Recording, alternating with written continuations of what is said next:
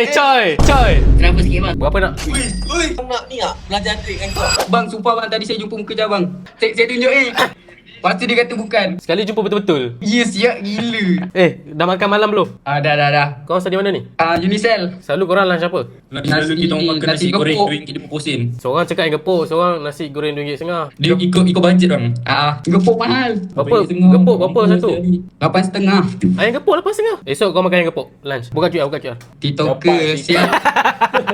Belanja seorang RM10. Gila, thank you siap bang. Siap, thank you bang, Esok. please bang.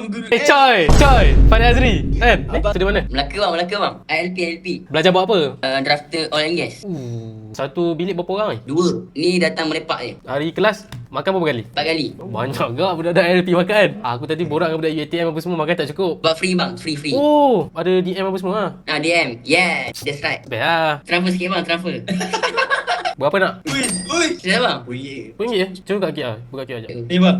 Laju. Macam mana aku nak scan tu? Habis aku video call dengan web kau sekejap lagi. Dapat noti tak? Ya betul Fadi Azri weh. Dia coy. korang nak ni tak? Belajar trik kan kau? Balik. Kita nak belajar trik kan kau? Berapa orang ni? 1, 2, 3, 4.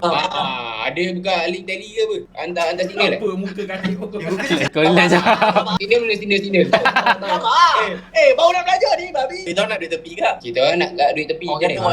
Tasman RM4,000 kot satu. Tasman. RM4,000 sebulan, kita orang nak RM4,000 satu hari. Betul lah kau cakap. Dia memang tamak lah. Betul lah. Gila ni TikTok kau tahu? Yang Bayu hari-hari. Oh, dia ni lah. Wah, dia daripada tadi lagi. Ni. Bukan. Bukan. Bang, kawan saya tunjuk ni.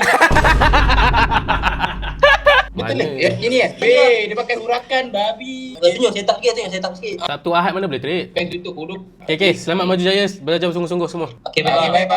Bye-bye. Belajar elok.